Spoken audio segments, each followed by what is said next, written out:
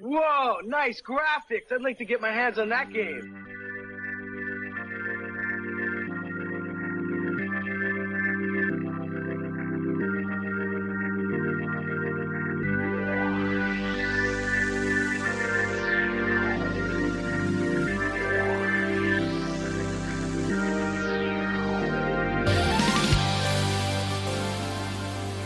Welcome back, everyone, to Stadiacast, your source for all things Stadia, all the news that you want to know about Google Stadia. This is the place to get it. You can either join us at our YouTube channel, youtube.com/Stadiacast, or you can listen to the podcast, anchor.fm/Stadiacast. I'm Bill. That's Lloyd. What's going on, Lloyd?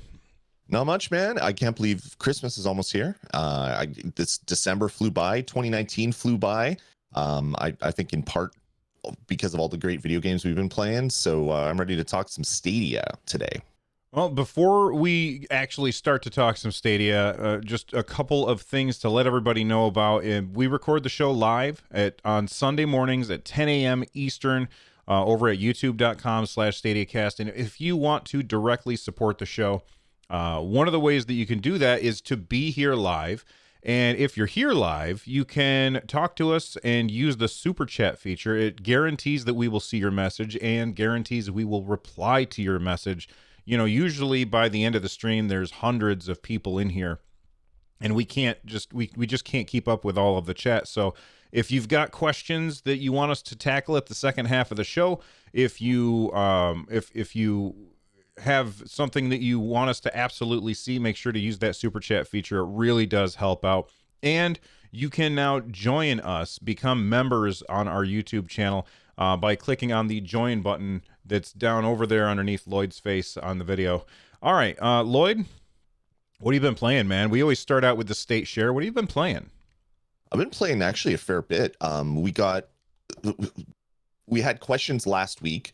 When are we getting more games? Are we going to get them before the end of the year? And then Google delivered shortly after recording. They dropped Borderlands 3. Borderlands 3 and Dragon Ball Z. So I picked up Borderlands 3. That was a game that I'd been waiting for forever to come on Stadia. I could have picked it up on my Xbox or my PlayStation or my PC, but I wanted to play it on Stadia so I could have it with me wherever I go. So I picked that up. I've been playing a lot of that. And then the next day, Tom Clancy Ghost Recon Breakpoint, is that what it is? That came out. There's so many Tom Clancy games. I keep forgetting what the subtitle of the subtitle is. And that came out, and that's the first game that supports Stream Connect. So I've been playing both of those. Borderlands 3 is absolutely fantastic. If you've played Borderlands or Borderlands 2 or Borderlands, the pre-sequel, Borderlands 3 is more of the same, but it looks beautiful, it plays beautiful, and I'm having a hell of a lot of fun with that. But then the Ghost Recon game, Stream Connect, I recorded a video, put it up on our YouTube channel. If you haven't checked it out, go to youtube.com/Stadiacast. And Stream Connect works, and it's really cool. I jumped into one of our listeners' games and was recording the video. And yeah, you get a little tiny square on the top right of the screen that shows everybody that is playing with you, their viewpoint. You even see when they're in their menus doing stuff with their inventory and stuff like that. So if you're wondering why they're not taking the shot, you can see, oh, he's putting on fancy pants and a better pair of gloves. That's why he's not doing what I wanted him to do. So I've been really enjoying both of them. I'm not a huge fan of the Tom Clancy Ghost Recon games, but I'm going to stick it out. I'm going to try to play through most of the campaign when I have a little bit more time.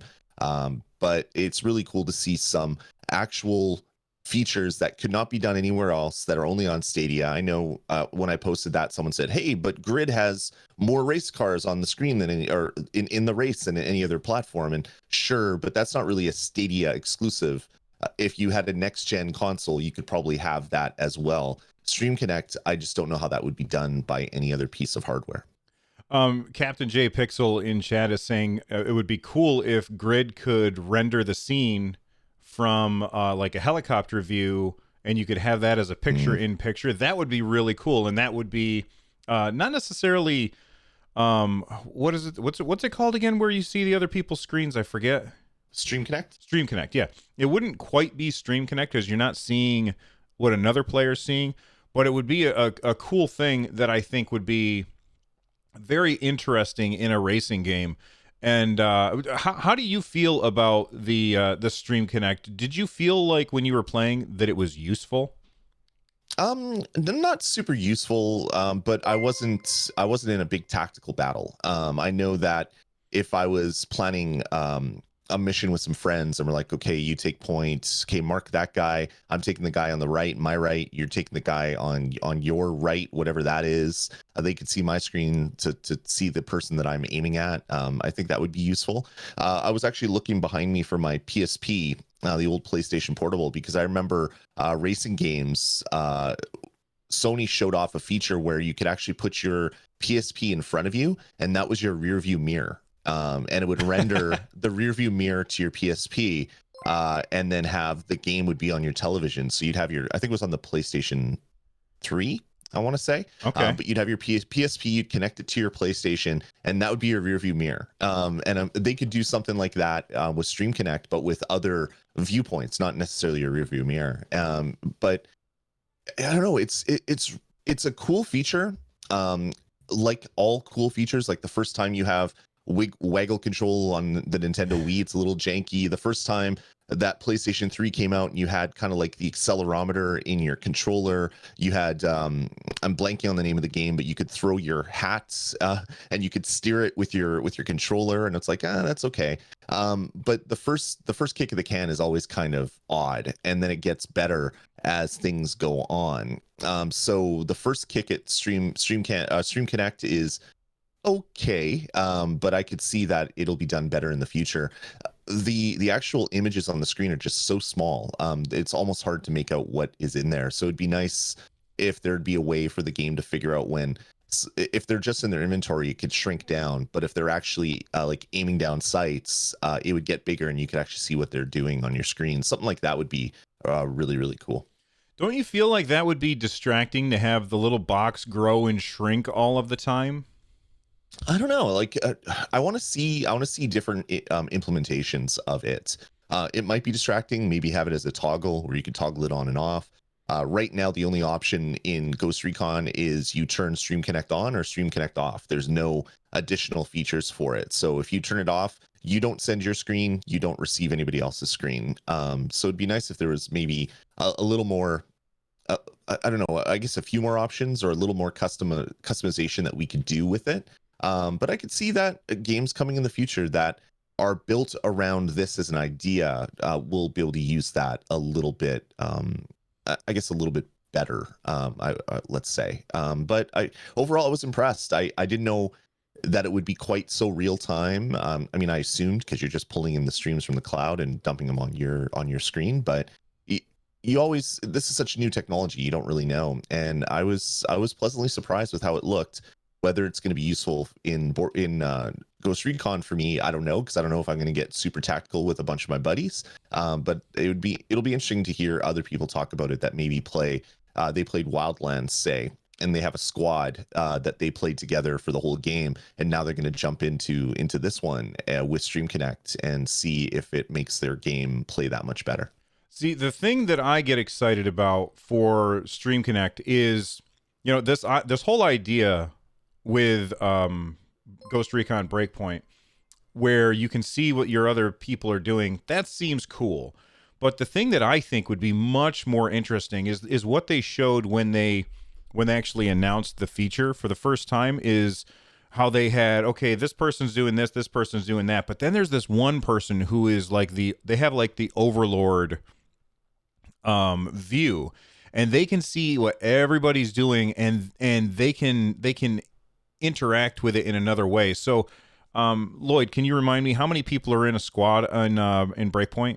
4. Okay, so I would love it if you could have a 5th squad member that could not be in a first person game. They could just see what everybody else is doing, and they could put waypoints down on the map, so they could say, all right, you go over here, and then it shows up on your screen where your waypoint is.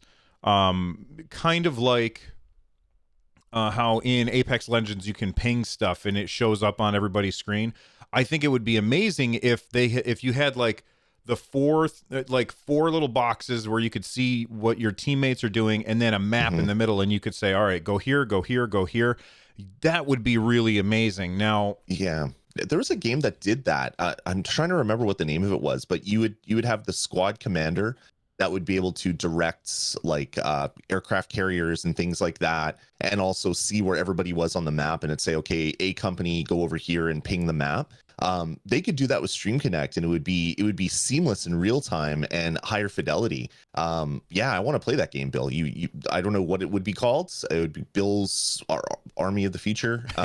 Someone needs to make that, and I want to play it because that sounds really cool. We're going to have to work on our marketing because I don't think that's a very good title, but that's okay. No. So you played Ghost Recon Breakpoint. You played Borderlands. How much time did you spend in Borderlands? Borderlands, probably about 4 or 5 hours. I'm level 6, I want to say. So I'm unlocking a bunch of the features, or a bunch of the abilities with the character.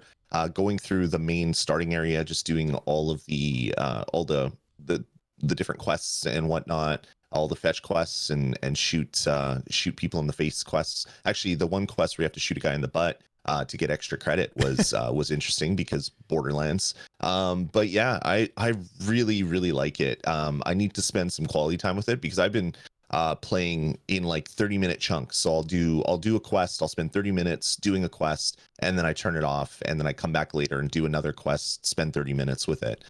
So I probably could have gotten everything done in less time if I hadn't started and stopped the way I was doing it. But it plays well, it looks well, it sounds amazing. It's really cool going to the Shift website and punching in a golden key code and then having it show up in my game on Stadia on whatever screen I'm on, not necessarily just my PlayStation or my Xbox. I think I'm going to be playing a lot of Borderlands 3. It's kind of the looter shooter that I've been waiting, because I love the fact that there's 1 trillion different guns in this game, and you can figure out which one you like best, and hopefully you get some really good random rolls to make yours better than everybody else's. So I've also been playing Borderlands 3. So Lloyd and I both bought both of those games. Did you buy Xenoblade, or not Xenoblade? Dragon Ball Z?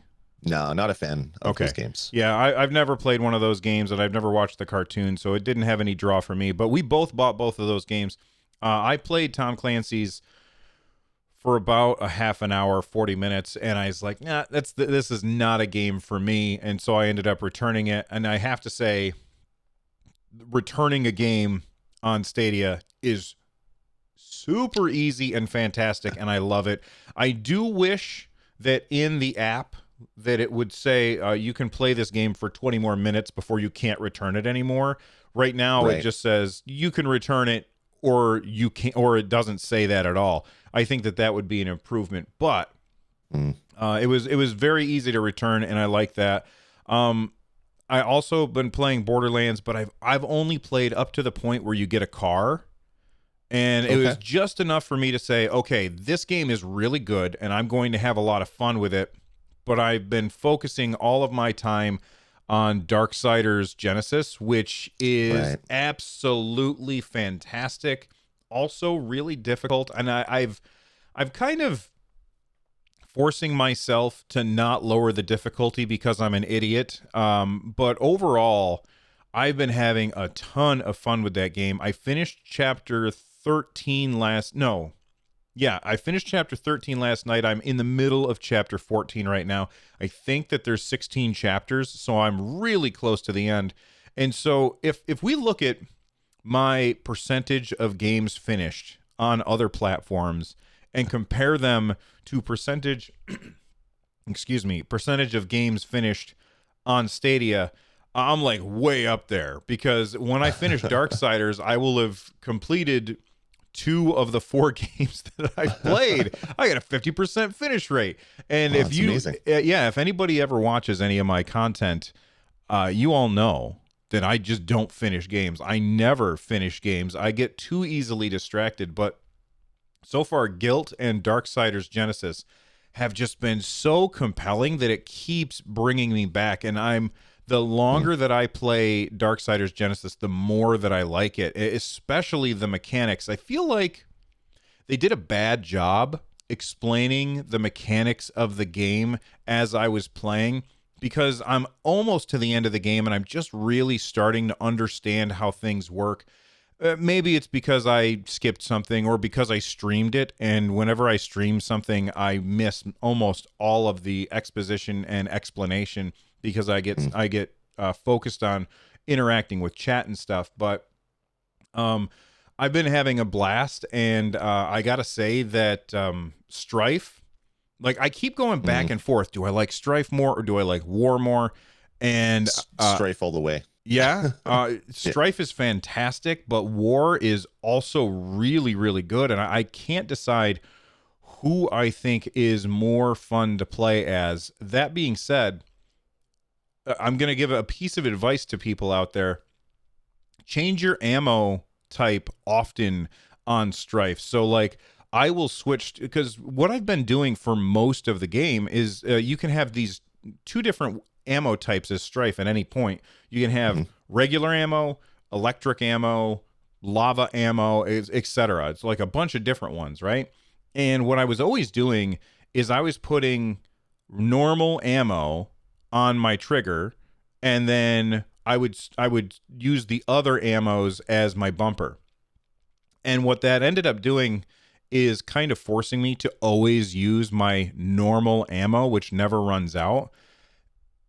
And that was making things much harder. So, like, I tried using the lava ammo, and I was like, oh, this is really slow. Like, it doesn't shoot very fast. And if I miss, then it's bad. What I didn't realize is if I just sit there and hold it down for a while, he shoots faster and faster and faster and does a ridiculous amount of damage.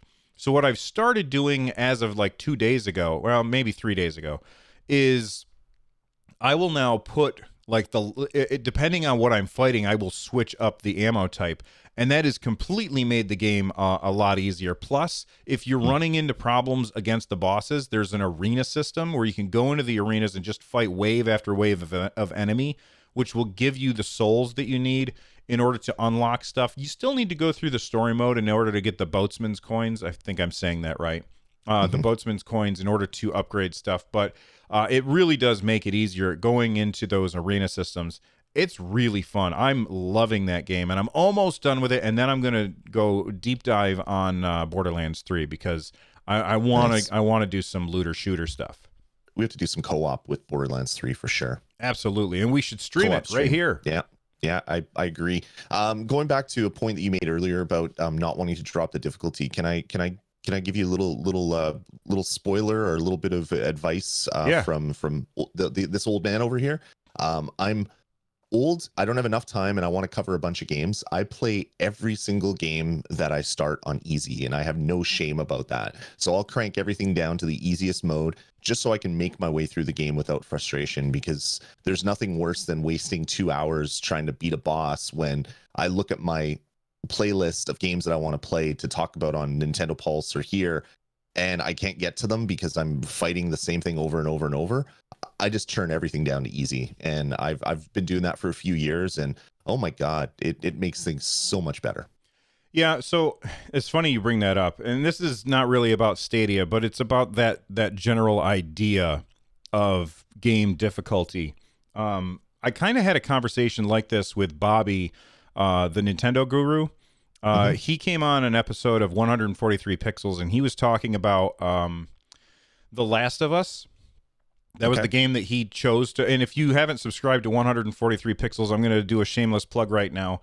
What the hell are you doing? Go subscribe to 143 Pixels right now. I'm having a blast making that show, and it comes out every Tuesday. So Bobby and I were talking about that, and he said that he ran into that issue with that game, and he decided, you know what? I'm just gonna get over myself and play play it on easy.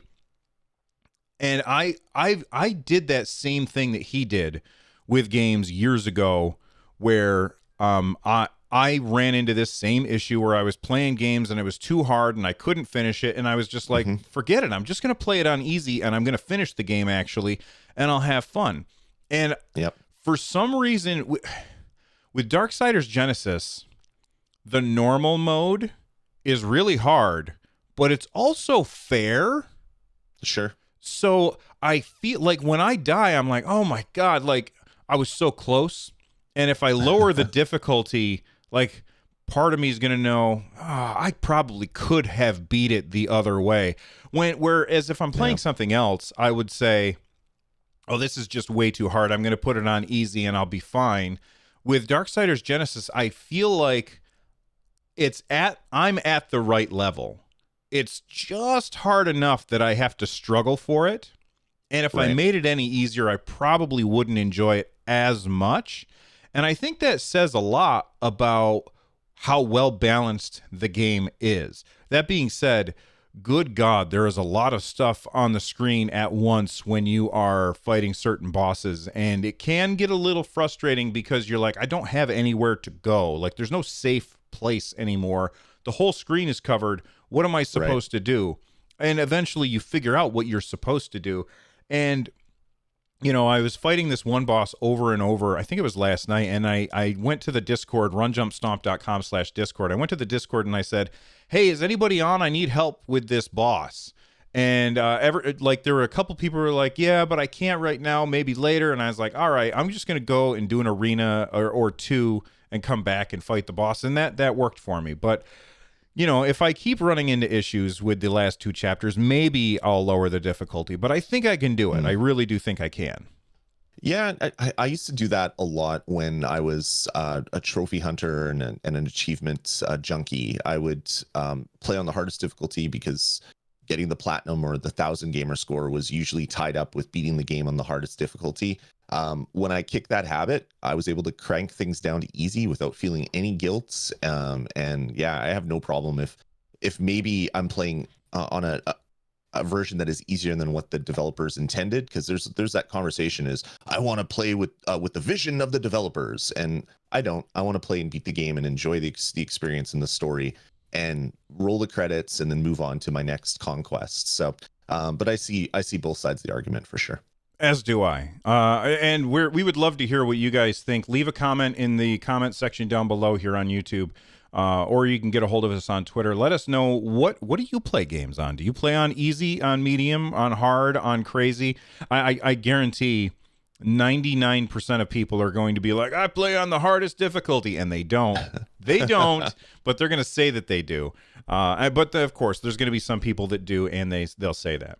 All right, are you ready to talk about the news? Let's do it. All right, we've got this community Stadia roundup. Google's being weird, man. So this was posted. When was this posted? I'm trying to 12/20.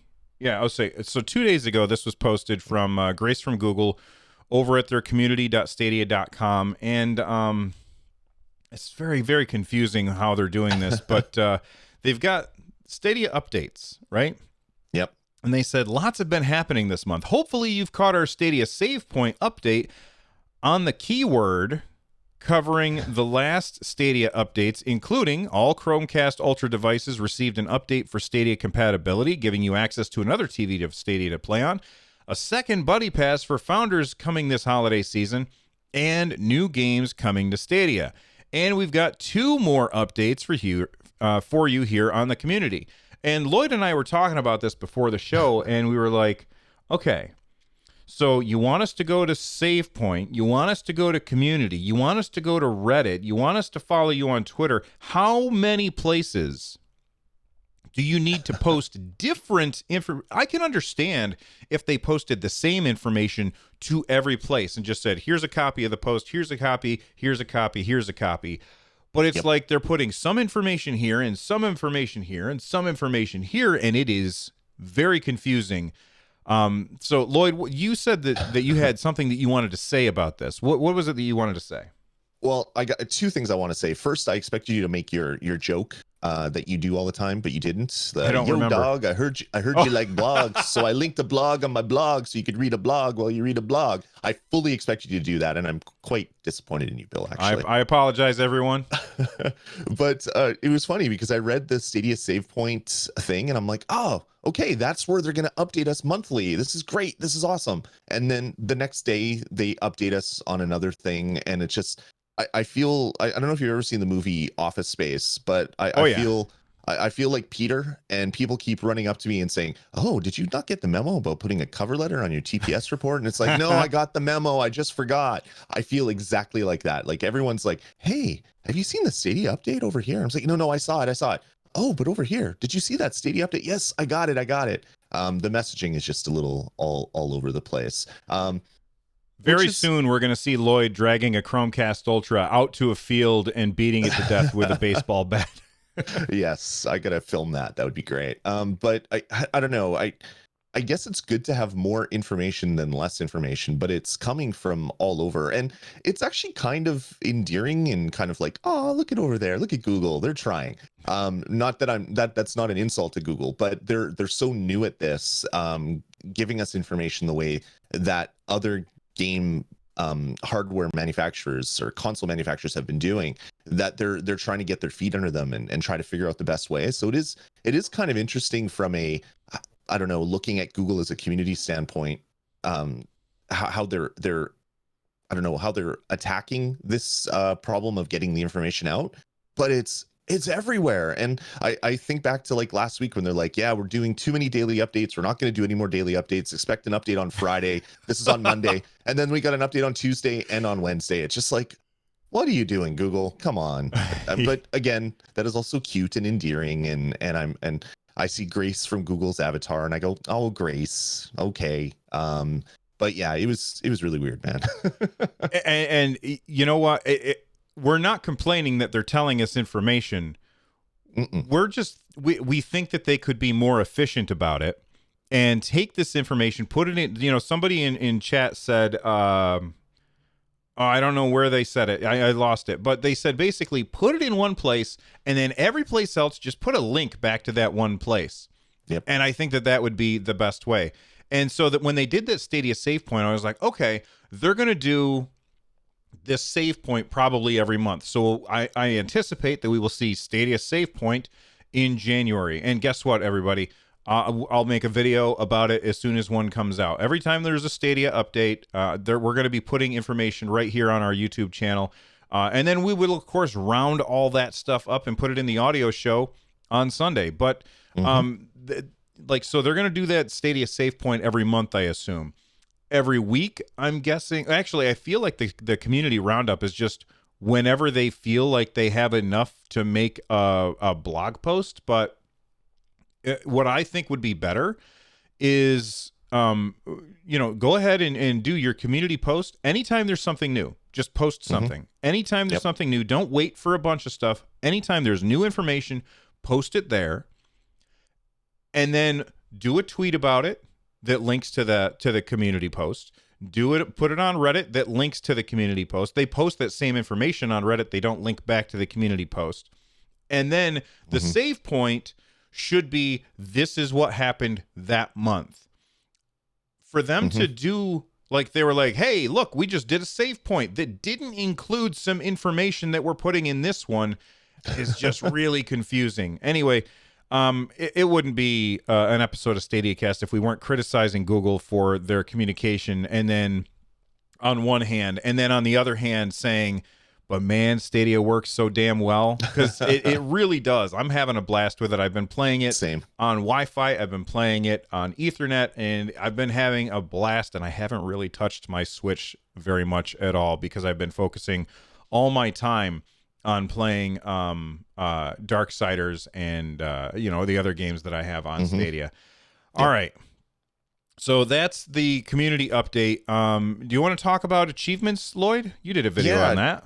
The best part about this whole achievements thing is it happened late, so that I could actually put up a video before Bill had a chance to put up a video, because they send out this news at like 1 p.m. my time, and then Bill gets off work at 2:30 my time, and by 2:33 there's a video up, and I was like, damn it, Bill, I want to put videos up too, but you're doing them all. So they launched the achievements, and it was just a random thing. I got home from on Thursday night from watching the new Star Wars movie, no spoilers, and got back, and I was just looking through my news stuff and looking on Discord, and a bunch of people on your Discord were saying, hey, achievements are showing up, blah blah blah.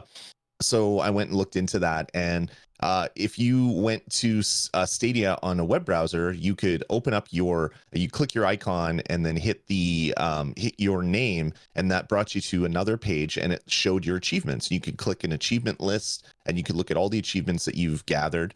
You can also click anybody else on your friends list and look at what they've unlocked, which is exactly how I wanted it to work, because that's what all the other profiles or all the other systems do. You can look at your own profile to get your achievements or trophies. You can look at someone else's profile to see what they've unlocked and figure out how they did it and try to beat them or whatever. So yeah, it's there. It works. Excuse me. I don't know what else they could add. Apparently, there's a UI that pops up when you get one in game. I didn't see that. So I know with a lot of the features with Stadia, it's like slow rollouts. So one person will be able to see the achievement list. The other person can get the little pop up in game. They might not be able to see the achievement list. Might not be able to get the pop up in game, but then over the period of a day, everybody will have all those features. So I need to unlock another achievement today, I think, because it's been a few days since this one, so I could actually see what the UI looks like when that thing pops up.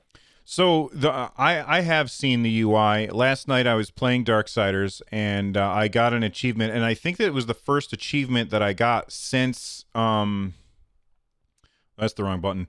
The first achievement that I got since the thing came out, because I unlocked one, and then suddenly it started saying, "Oh, congrats, you killed this boss. Oh, congrats, you killed this boss and this boss and this boss."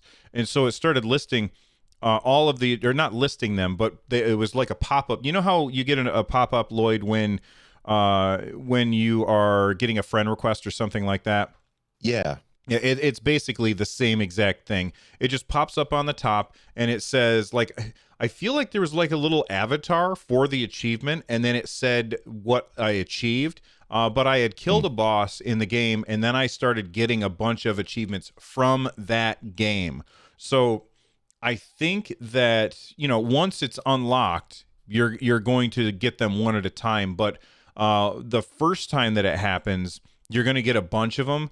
And they're like, I think they're going to all be categorized by the game that you're playing. So maybe next time I play Final Fantasy 15 and I earn an achievement, it's going to show me all of the other Final Fantasy achievements that I've gotten so far. Right now, you can see it on PC and you can see it on Chromecast. You can't see it on your phone yet, which is honestly, I think that's really the place that I would want to see it the most if I was really interested in that.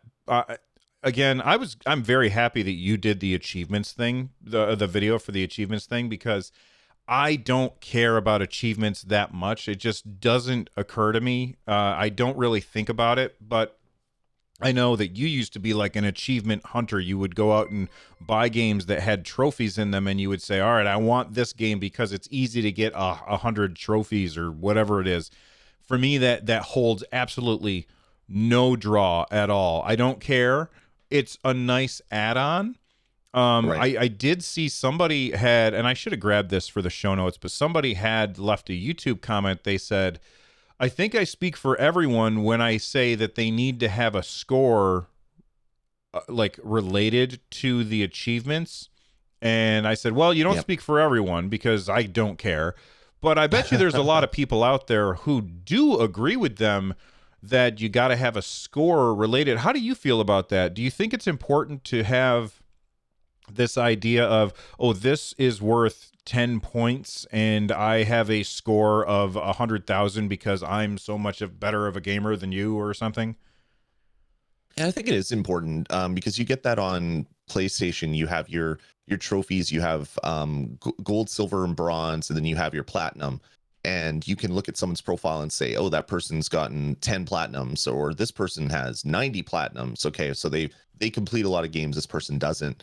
The way that Stadia is doing it is you just have a list of the number of trophies or the number of achievements per game. So Borderlands is 4 out of 45 is what I have right now. Ghost Recon is X out of 50. So it's not even like each one has 50 points and you're trying to get 50 points. So it'd be nice if they would do more like the gamer score thing, like Xbox is doing, so that every game has 1,000 points to give out, and each of these trophies is or achievements or whatever you want to call them is worth X number of points, so that you could see that I'm Dasmy 999 where you're Bill 888, and it's like, okay, Lloyd's played more games than Bill, or Lloyd's gotten more trophies than Bill, or achievements. I call them trophies because the little icon is a little trophy. Something like that would be nice. I don't think it's like mission critical, of course, but it's always good to offer more features that people expect. And since this has been around since the Xbox 360 age, people like their achievements. When Nintendo was talking about adding in-game achievements for something, I can't remember exactly how this came up. Everyone's like, "Oh my God, we're gonna get achievements on Nintendo!" Oh, this it was is amazing. Super Mario Odyssey. They were tracking when you unlocked a moon. Yeah, it's like, oh my God, this is amazing, but it's per game, and you can only see it when you're in the game. There's no global UI for that type of thing. So there's enough people out there that are really excited about this stuff. I don't think it's make or break, of course, but it would be nice if there was some way to show this either on your profile or beside your name, or something more than just the number of achievements you've unlocked, because that doesn't mean anything. It just, you could have bought all the games and gotten one, instead of finished a game. You could have gotten one trophy or one achievement in 50 games, or you could have just gotten all of them in Tom Clancy and you'd have the same score. So yeah, it'd be nice if there was some other metric, I guess. William Millard just got my attention. They got my attention big time. This is something that Google needs to implement, and they need to throw some money at William Millard and hire them for coming up with this idea. Imagine getting a monthly achievement video displaying your video captures from each moment. So basically, think of it this way. You get an achievement for doing some cool thing by killing a boss in a game or whatever, and you earn an achievement. And in the background, Stadia just says, yeah, well, let's go ahead and capture that moment. And Sure. then at the end of the month, they send you a video of all of those moments that you have had throughout that month. Kind of like Google Photos will, every once in a while, they will just send me, because I use Google Photos to back up all my photos, and they will say, here's a cool video that we made of all of the pictures that you took at this one location. And it just kind of stitches them together and puts some stupid music behind it, and it's really cool. Kind of like Nintendo just did like my 2019 year in review, where it says you played this many games and you played for this many hours, and it told me all of this data, which I thought was really, really interesting. But this idea of just automatically capturing in full 4K, automatically capturing the gameplay footage of the moments that I went through and then sending it to me, that is Right. amazing. What a great idea, William. That's fantastic. I know on PlayStation, when you get a trophy, it takes a screenshot of that trophy, a pop-up up on the screen, and then whatever is on the screen gets captured behind it. So you get a little visual reminder of what you did in game, to get that trophy. A lot of times it's just like a black screen because a cutscene finished playing, and that's when the trophy was triggered, which is kind of funny, for various reasons.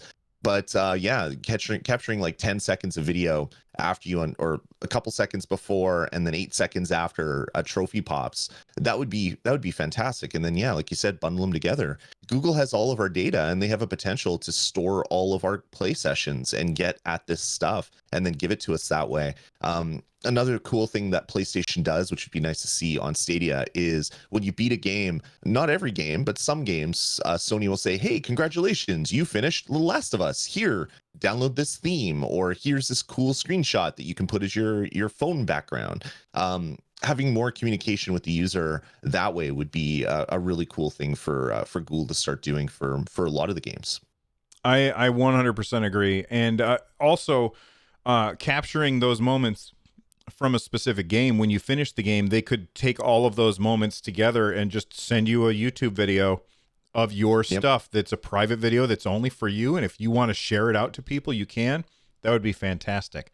All right, we've got 100%. other things to talk about, definitely, but first we're going to have to thank a sponsor. So stick around. We'll thank our sponsors, and then when we get back, we've got a lot more Stadia news. All right, be right back. The Game Gear Supersonic Sports Pack. You know who makes it. Coffee? Tea? All right, we are back. Google acquired Typhoon Studios. Lloyd, what? I already kind of talked about my thoughts about this. I put out a YouTube video. And I included this information in there. Typhoon Studios makes, oh gosh, what's the name of the game that they're making? Journey to the Savage Planet. Yep. They're making Journey to the Savage Planet. It's coming out January 28th next year's on like PlayStation and Xbox, etc. And Google just acquired them. What do you think about this acquirement? That's not the right word. What's the word I'm looking for, Lloyd?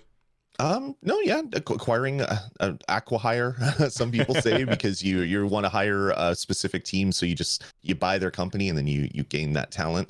I think it's really interesting. I didn't know anything about this developer. I remember seeing a couple screenshots for Journey to the Savage Planet, but it wasn't really on my radar. But then I saw this announcement and I went and looked at it.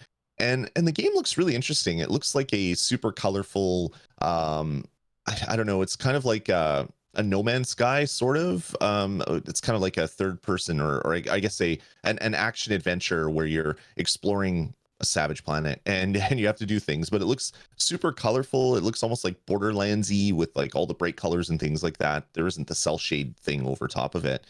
But I think it's really interesting. The fact that this is a developer that hasn't really come out with a game, and Google bought them because they were so high on what Journey to the Savage Planet means to gamers is pretty cool. The developers have come out and said, hey, yeah, we joined Google. It's awesome. We're excited. We're still bringing the game on all the other platforms, but we're looking at adding Stadia specific features to this game when it launches, et cetera, et cetera.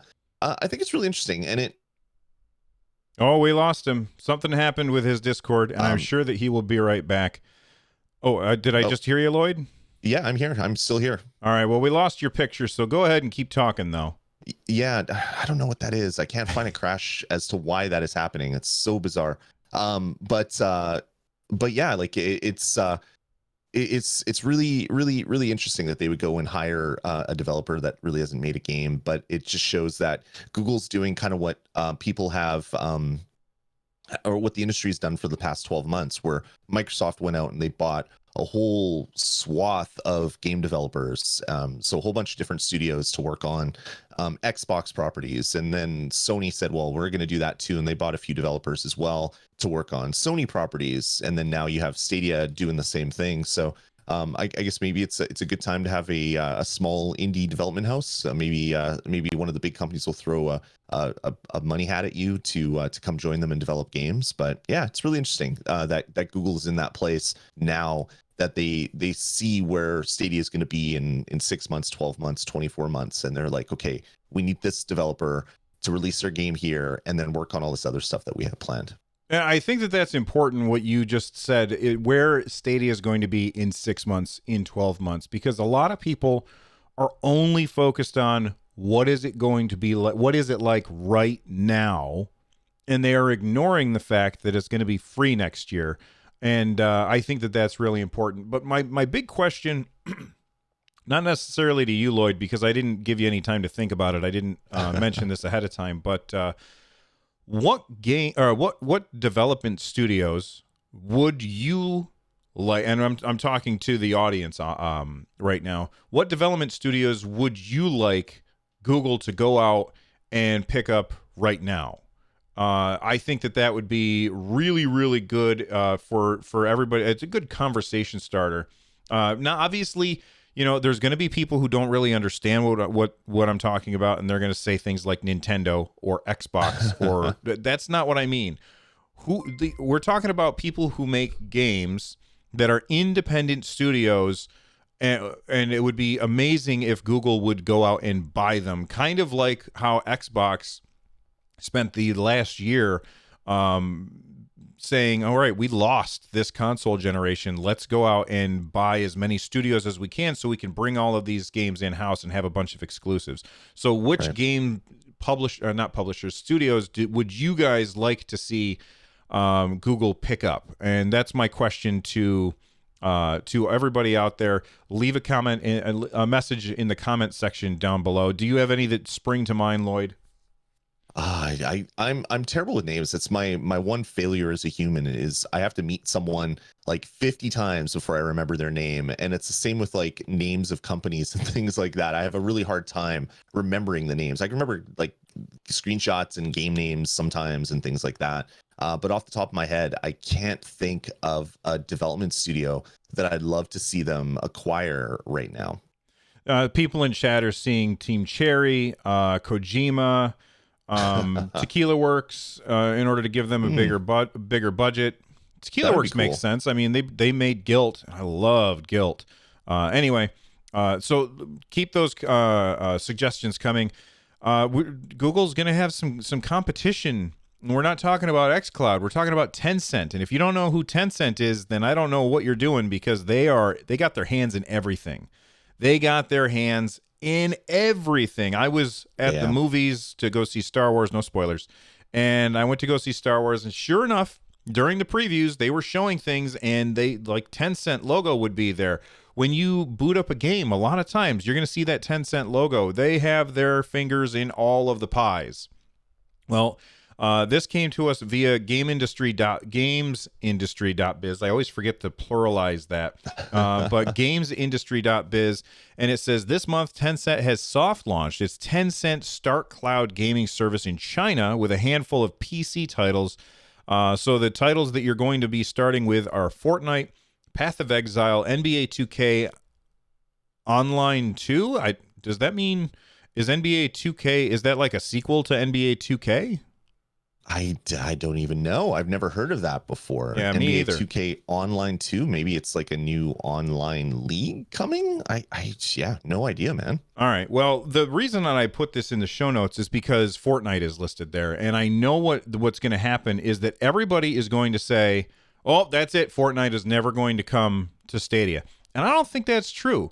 And people are going to say, "Well, Tencent owns Epic Games." And that's not true either. They do not own a controlling interest in Epic Games. They own stock in Epic Games, but they do not have a controlling interest in Epic Games. Epic Games can do whatever they want. What's his name? Sweeney has the ability to go wherever he wants, anytime, no matter what. Jem in chat is saying Fortnite is coming to the Google Play Store. I have not seen that. So if you could get one of us a link to that to confirm it, that would be great. I still think Fortnite will come to Google Stadia, especially once the free version is out and everybody can play it for can try games for free. Do I think free to play games will come to Google Stadia base? I don't know. I would understand why Google would lock that behind like being a paid version, but I do think that games like Fortnite, I know that there's going to be people out there that say they make so much money that they don't have to worry about it, but that's a lot of potential customers. That's a lot of potential customers to just ignore. And I don't think that they got to where they are by ignoring potential customers. Yes, Fortnite is going to be playing on this Tencent thing, but that's only in China. And I think that we are going to see Fortnite come, as well as the other, Apex and stuff like that. I think that stuff will eventually come to Stadia. It's just going to take time. Yeah, Tencent owns a part of Epic Games, so it makes sense why Fortnite would be there.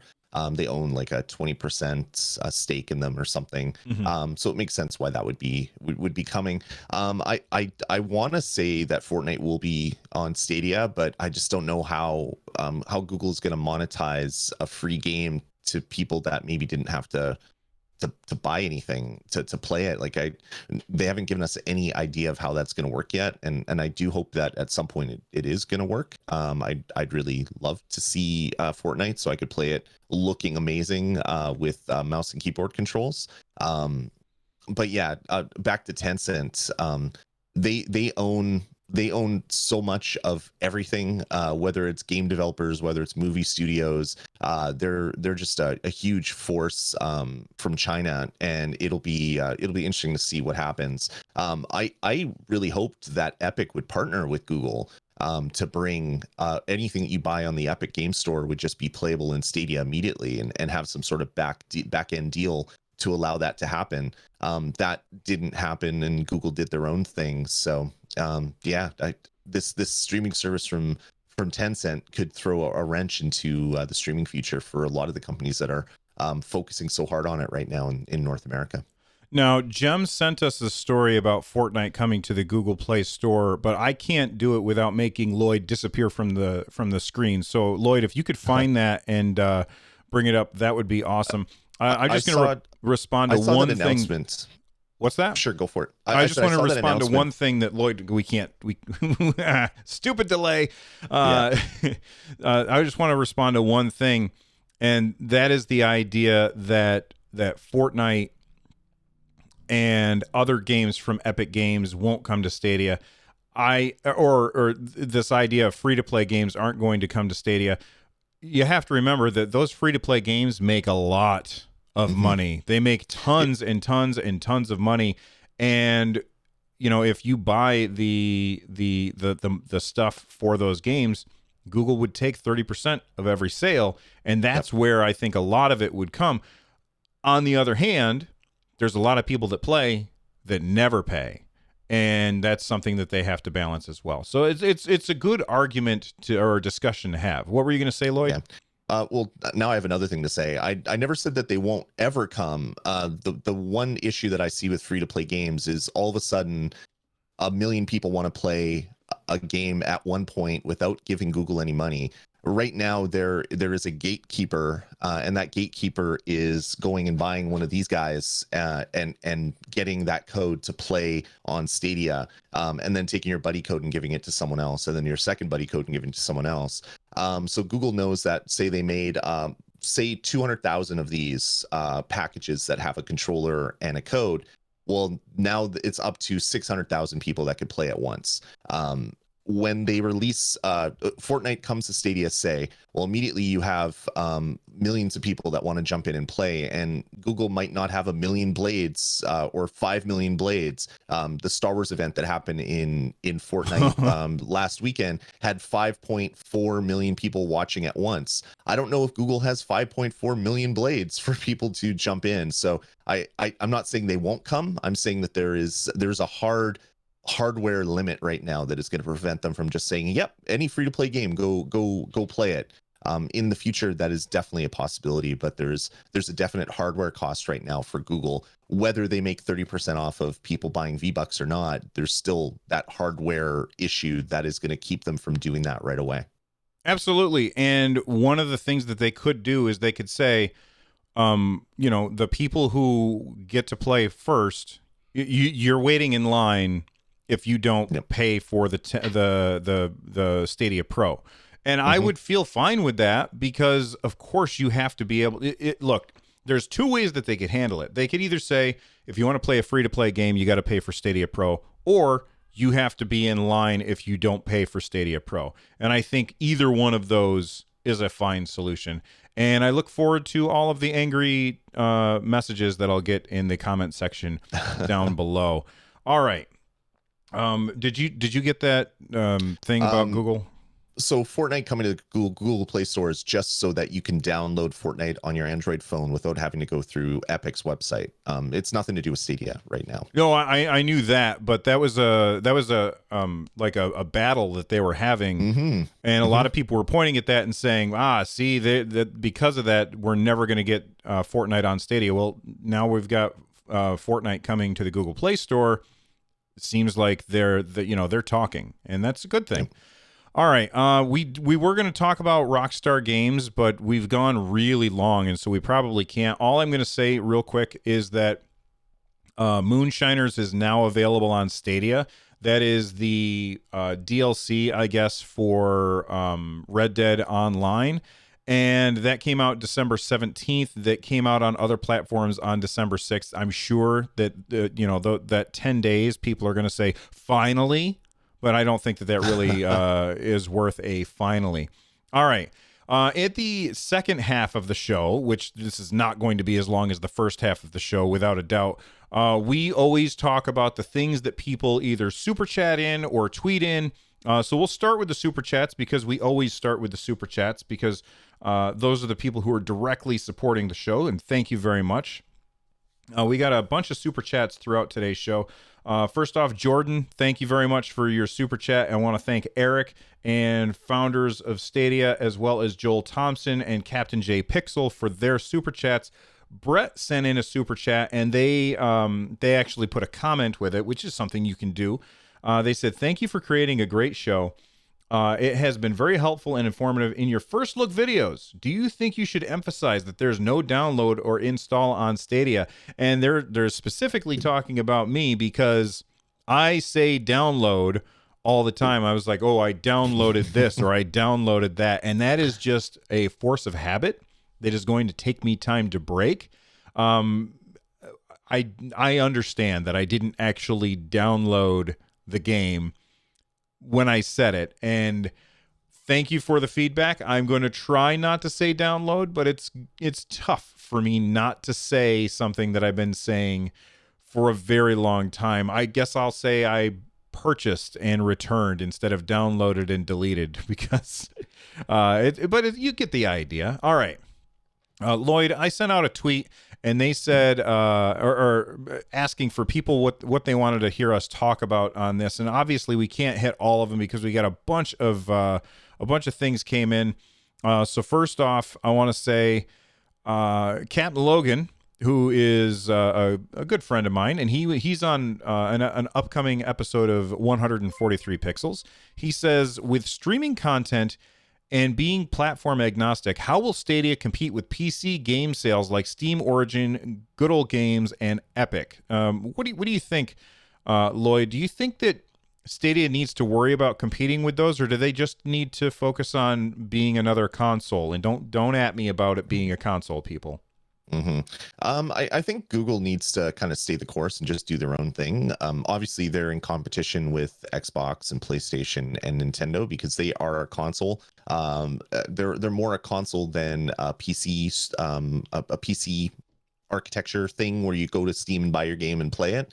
So they need to look at all the other players in the industry. I don't think they really need to come out guns blazing and attack them or anything like that. I just think they need to stay the course and continue doing what they're doing and saying, okay, PlayStation is doing this. How can we do that, but better, and make more sense for people that are just streaming all their games? How do you feel about the price that we've been getting, the discounts we've been getting for pro deals? I think that they've been fantastic.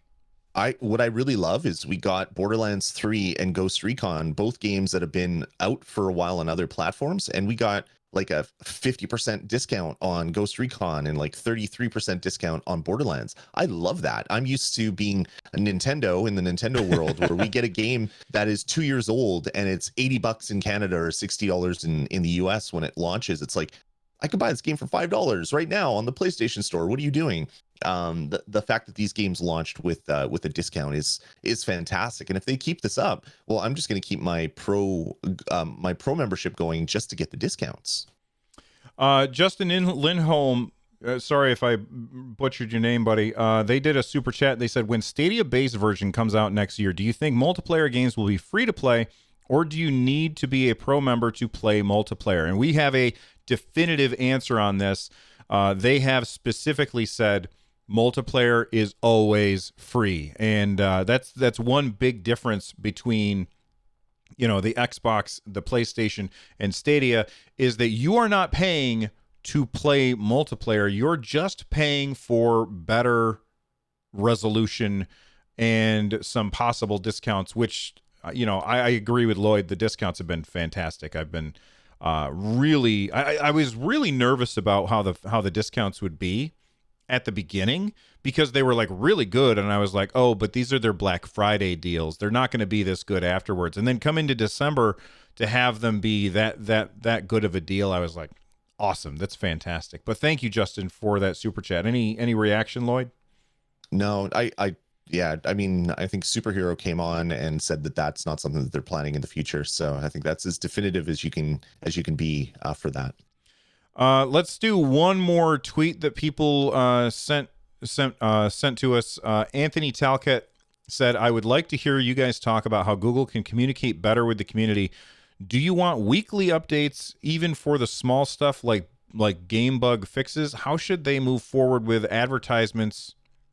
More features, less graphics. What features need to be? All right, that's like 12 questions. The first one we kind of already tackled, so we're not going to talk about that again. But they said, what features need to be next is that last thing that they asked. So I think we could focus on that one. What features do you think need to be next? So we finally have a game that shows off Stream Connect. I can never remember the name of the feature. What's the next feature that you think is super important that you would like to see a game show off? Well, for me, the feature that I want is the ability to go somewhere and look at the game session that I just had, so I can grab my video from there and upload it and do all that stuff with it without having to record it locally here. That's not a feature that many people in the world are going to use, but to me, that is number one.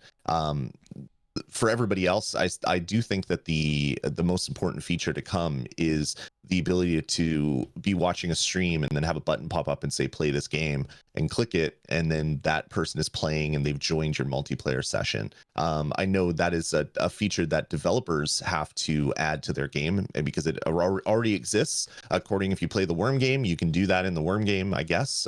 We haven't played that game, but developers need to start adding that to their games, because that would be a really great way to get some interactivity when you're watching a YouTube or a Twitch stream.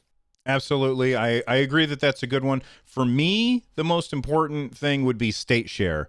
I would love to be able to make some videos where I'm like, okay, I got to this point. How about you do this? And so people can go off and pick up where I left off. Or, I think that would be really, really amazing to be able to create some really interesting and unique content that would only work on Stadia, where people can like do something in the game and then say, pick up where I left off, and you got 2 bullets left, kill this boss. I think that would be really, really awesome. So that's what I'm looking forward to the most. And hey, we would love to hear what you guys are looking forward to the most. Let us know in the comment section down below, or if you're listening to the show over at anchor.fm/Stadiacast or in your favorite podcast player, just get a hold of us on Twitter. I'm at RunJumpStomp, and Lloyd is at Dasme. And you ready to wrap up the show, man? Yeah, I think this has been a good one. A lot of stuff to chat about. All right. So, hey, follow us on Twitter at Stadiacast. I'm RunJumpStomp. He's Dasme. Use the hashtag Stadiacast to get a hold of us. It makes it easier because we all have other shows. You can join our Discord over at runjumpstomp.com/Discord. And then Lloyd has his own Discord as well, where he talks about all of his shows over at resd.tv/Discord. And the music that you are going to hear right now is Subterranean Kamikaze by Zircon. Check out their stuff at zirconstudios.bandcamp.com. Lloyd, thanks for hanging out with me, man. Thanks, Bill, and see everybody.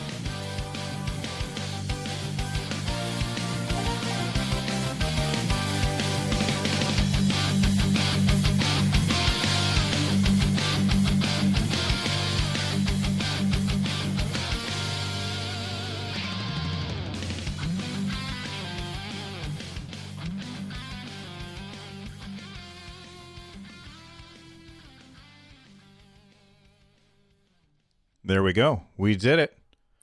Awesome. While you were chatting, I've been trying to figure out why the hell my Discord keeps crashing like that, and I just can't figure it out. There's no logs. There's no nothing. I Googled some stuff, and this is so frustrating, because what happens is my Discord disappears and it's on this screen over here, and then it reappears and it's on this screen over here. So I don't even know what would cause that to happen.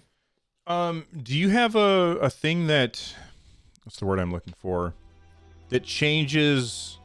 Like, I used to have a little switcher that I would push a button and it would say, okay, I'm on my HDMI now, or I'm on HDMI 1. Is that something that happens? No, it's the actual app running on my Windows disappears and then pops up over here. Right, but that happens to me when I'm changing HDMI inputs. Like, I will have a window that's on this screen and it will zoop over to a different screen. Zoop is a word we use in this house all the time, but it'll zoop over to a different screen. And I wonder if, are you running OBS? I am running OBS, but it's not running right now. Okay, so one of the things that I run into is whenever OBS, whenever my capture card starts capturing, my my screen that has the capture-y stuff on it will disappear, go black, and then come back on when I first do it. I wonder if OBS is doing that and your computer is saying, okay, let's start rearranging the monitor that we're on. Yeah, no, I don't think it's anything like that. It's a hard crash of the application. It actually disappears because I can see it disappear, and then it reappears in somewhere else. So that the app is crashing and relaunching.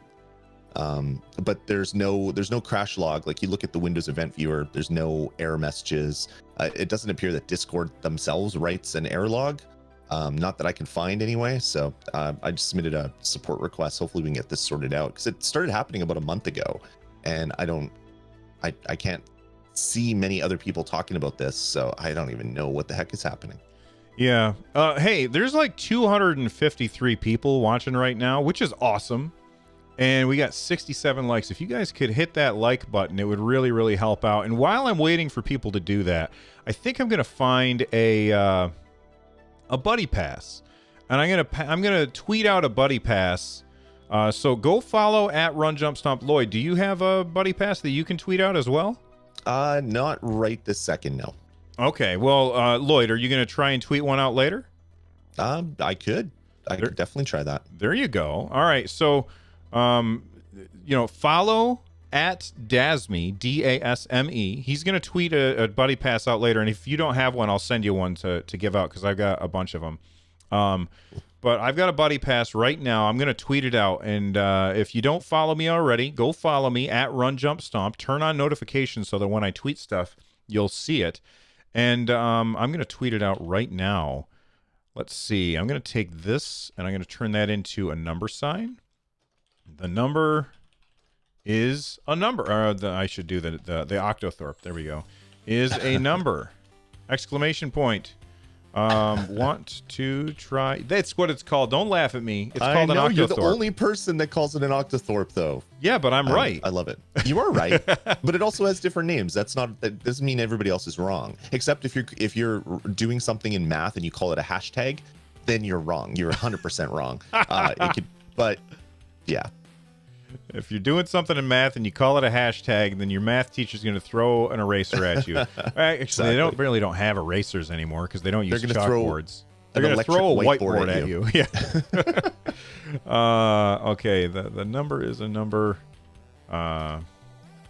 Be sure to subscribe to the show! Exclamation point. By the way, I want to talk about this real quick. We get thousands of people watch these videos. If every single one of you subscribed to the audio show and just downloaded it, don't even listen to it because you watch it live. If you just downloaded it, Lloyd and I would easily triple our revenue, which is not very much, but we would easily triple our revenue by making this. If you guys just downloaded the show in a podcasting app. Yep. So speaking of that, I will do https:/.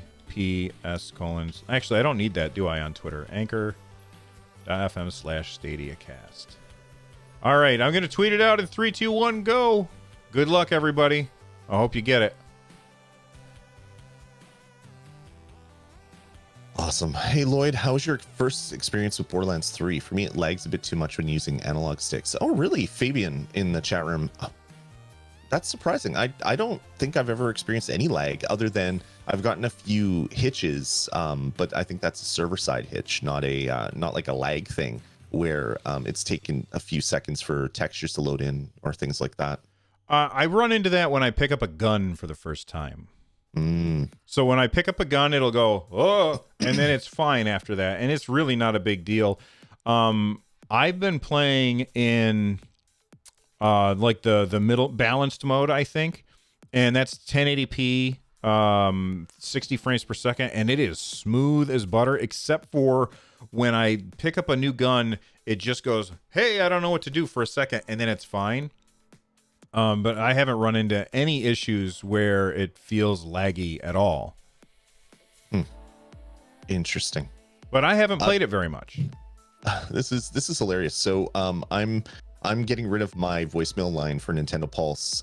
This nothing to do with lag or anything like that. And I just got a notification that I got a new voicemail. Can I play it for you, Bill? Do you want to hear? Do you want to hear this? Let's hear it.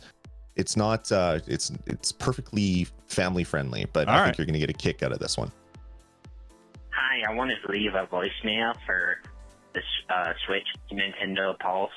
And I just wanted to say, hi, this is Charlie from Carolina, and you're listening to Bill on the Switchcraft. What the hell? Charlie, wrong show, man. Oh, that's so hilarious. I love it. That made me laugh out loud. But the mic was muted, thankfully, because no one else heard that. That is too funny. Too funny. Yeah, well, I'm getting rid of mine as well for reasons I'm not going to get into. I've been getting a lot of voicemails, and most of them, I think I'm just getting trolled. Most of them are silence, or like I had one where somebody was just screaming. Like they were literally going, ah! Yeah, like screaming into the microphone. So I was like, all right, whatever. I'm just deleting. I've got like a bunch of different voicemails that people have done for Switchcraft, so I can just hit a button and hear one like not that like here's one right here. Hey, this is the Rock of the Podcasting Charles. Oh, but we're not going to listen to the whole thing because he goes on for a really long time. Come on, Charles, make it shorter. That's hilarious. Yeah, it's I don't know what that came from, but I kind of like it. And thanks if the person that sent it is probably not listening, but if you are, thank you. That made me laugh. That was awesome. That was very funny. William Millard says heavy breathing. No, not heavy breathing, just silence or screaming or like I can't understand anything that you're saying. They're butt dialing you with the Anchor app. Okay, I had a question for you, Lloyd, and if you got to go, that's fine. You can take off. Okay. No, I'm good. I got a question for you. So I get butt dialed. Now, I'm not talking about the Anchor app. I'm talking about like my phone will ring and I will answer it. And this person is on a smartphone. And I don't understand how you can butt dial somebody on a smartphone. I just don't like I can hear them doing like it's he'll never hear this. It's my dad, right? Okay. And so my dad will butt dial me and I'm like, how do you manage that?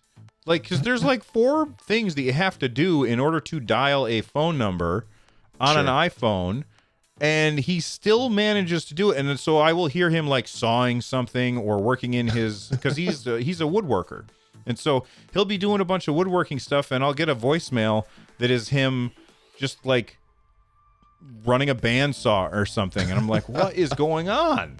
Does this happen to you? No, I'm one of those people where I don't answer my phone unless I know the person that's calling me. We got so many so many like just not crank calls, but like telemarketers and things like that, where I don't answer my phone ever.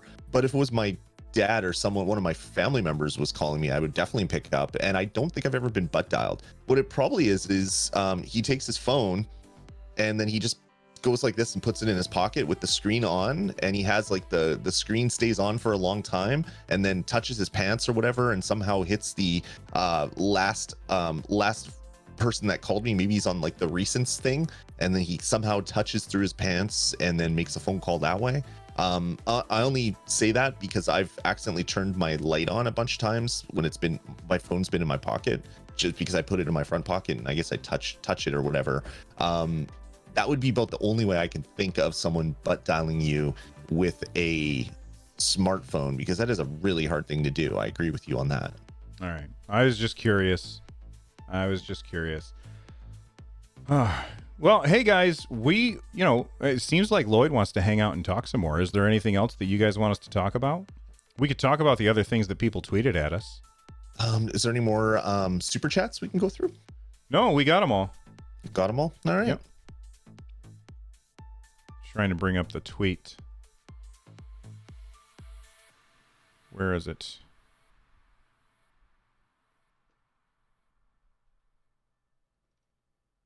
Trying to find it. All right, here we go. Eric, you don't have achievements yet. Are you trying to use it on computer, like going in through a web browser and looking there? Because I thought everybody would have it by now. Yeah, I have it on the computer and on the Chromecast. So Anthony Talcott wants to know who won this year, Baby Groot or Baby Yoda? Baby Yoda. I think so. I mean, was there Baby Groot at all this year? That was last year, wasn't it? Yeah, that came out last year. But Baby Groot is teenager Groot now. Mm-hmm. Yeah, there's no baby. Teenagers aren't cute. He's horrible Groot. Yeah, I am Groot. Hey, watch your mouth. You don't say that. I'm actually in the middle of watching Guardians of the Galaxy 2 on my what I call the Russian pain machine, which is my bike over there. So I'm in the middle of watching that. I started right after Avengers Endgame came out, and we went to see it. I came home and I started watching all of the Marvel movies in release order, and I've been watching them on my bike. And I'm almost done. I would have gotten farther, but I've also been putting other movies in the middle of that as well. And I started watching The Morning Show on Apple TV Plus, which is a fantastic show. So good. I just watched the season finale the other day, and I was like, yeah. As well as For All Mankind, which is what would have happened if the space race never ended. It's really good. Lieutenant Red Panda says, will Stadia players ever just be happy with playing a game that is fun? When will all the nitpicking stop? No one's gonna ever be happy. Yeah, it's like the nitpicking is not exclusive to Stadia. It's everywhere all the time. Fabian Winkler still has no achievements in their browser. So if I bring it up, Stadia.com. All right. By the way, if you guys want to friend me on Stadia, I'm at Run Jump Stomp. I got a second account. I talked about it the other day. So friend me there. But if you click on, how do I forget where they are? Do you remember where they are, Lloyd? What are you looking for? The achievements. I want to show them how to get to the achievements. Yeah, so you go to, you log into Stadia, you click the little person icon at the top, and then you click your name, and then achievements are there. Click my name. My name is not clickable. Right at the top of the thing, above where it says start a party, when you have your friends list open. Oh, so don't click on the avatar. Yeah, I mean, you can click on the avatar. Either of them work. No, they don't. Well, not on the main page. You have to go into your friends list. You can click your avatar at the top. So, okay, here's how you do it, everybody. Let me hit show on that. So what you do is you go to your... Come on. You go to your main page on the PC, and you click on your friends list, and then you click on your name, and that'll show your achievements. So I recently got Dagon, Astarte, and Belial on this account. Although this is an account that I'm gonna stop using after I beat Darksiders Genesis. I won't stop using it because I have other games. I would prefer to have all my games on one account, but the whole family sharing thing is I'm irritated with how they decided to do that, and I'm not going to be able to share those games anyway. Mm-hmm. And yes, you can also see friends achievements. If you want a better explanation, go watch Lloyd's video about it. You can use Golden Cheesy as an example. Is Golden Cheesy you, William Millard? That's a funny name.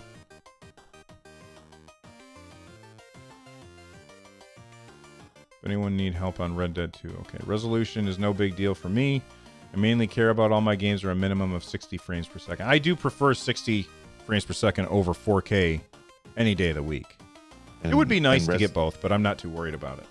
and resolution doesn't matter. Hey, there you go. That's a for those of you who don't know, that's a little plug for 143 pixels. Thank you. All right, man. Well, it seems like people are happy and content. Do you know what's cool? What? If you go to Golden Cheesy, you go to look at their achievements, and you click on Shadow of the Tomb Raider, and you scroll down below the ones that they've unlocked, you can see it gives you percentage completion for some of the achievements that have do something X number of times. That's cool. It gives you a little bit of a tracking thing for those achievements. So I'm trying to find Golden Cheesy right now. Not seeing them. Maybe we're not friends on this account. Maybe I have to switch accounts. I know that we're friends on the other account. Let me see if there's any under mine that show that percentage. No. All right, and then so I go here and nope. I go here. Golden Cheesy. I am not seeing. There we go. Golden Cheesy, and then achievements. Okay. And then look at what? Look at Shadow of the Tomb Raider. Do I click on it? Yeah. Oh, okay. Click Shadow of the Tomb Raider, and then scroll down below the ones that they've unlocked, and you can see there's a percentage completion for the various achievements. Okay, that's kind of cool. Yeah, 'cause they are 80% complete on learning the 5 interesting locations from civilians.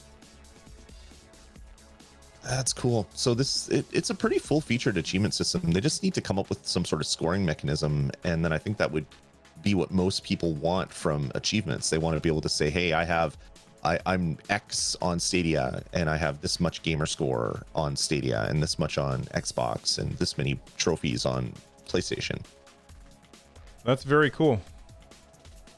Kevin Weaver says I can't add friends anymore. Lists are broke. They actually talked about that on the community roundup, which we didn't get into. We talked for a really long time about the games that we've been playing, which is okay. But it said, where the hell did it say that? Under known issues, accepting friend there we requests. go. Yeah. So they said that some people have hit the friend cap, and they're going to fix this. I guess that there is not a friend cap, apparently. And William Millard, thank you very much for becoming a supporter. I appreciate You rock, it. William. Thank you so much.